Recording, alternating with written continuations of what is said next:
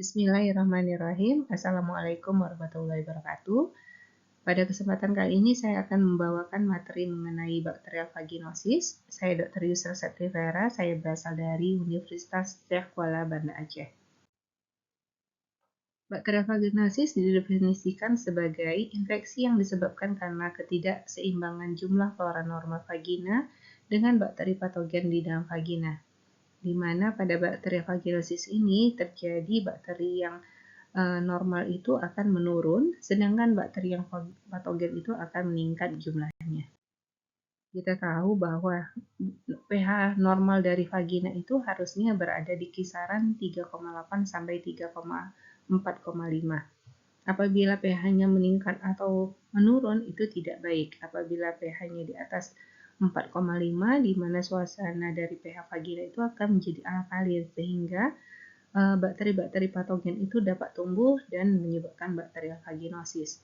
Sedangkan apabila pH vagina yang menurun di bawah 3,5 akan menyebabkan pertumbuhan dari jamur yang akan menyebabkan kandidiasis. Ini beberapa gejala dari bakterial vaginosis, di mana yang pertama rasa yang tidak nyaman di dalam vagina, bau yang tidak enak disertai rasa bau yang seperti bau amis atau fish-like odor, disebabkan karena adanya kuman anaerob dan adanya vaginal discharge atau keputihan yang disertai berwarna putih dan berair. Beberapa parameter atau pemeriksaan penunjang yang dapat kita lakukan pada pemeriksaan bakterial vaginosis.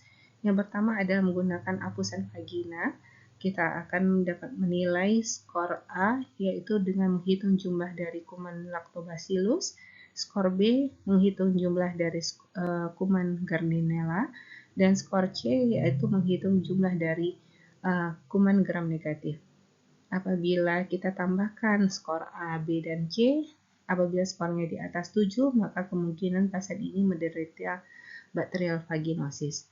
Dan kita dapat juga melakukan pemeriksaan pH dari vagina. Apabila pH vaginanya di atas 4,5, berdasarkan kriteria AMSAL, ini merupakan suatu bakterial vaginosis.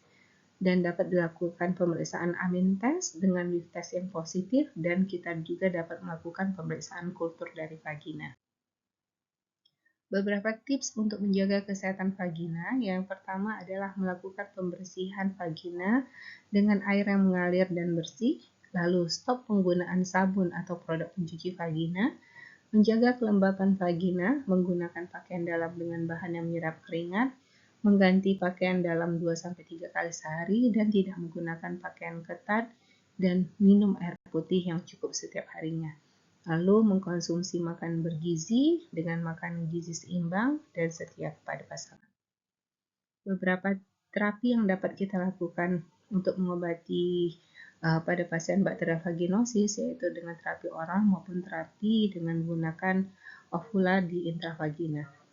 Obat yang direkomendasikan adalah metronidazole dan clindamycin, dapat digunakan selama 7 hari berturut-turut. Kesimpulan dari materi saya adalah kasus bakterial vaginosis ini masih cukup tinggi dan dapat terjadi berulang.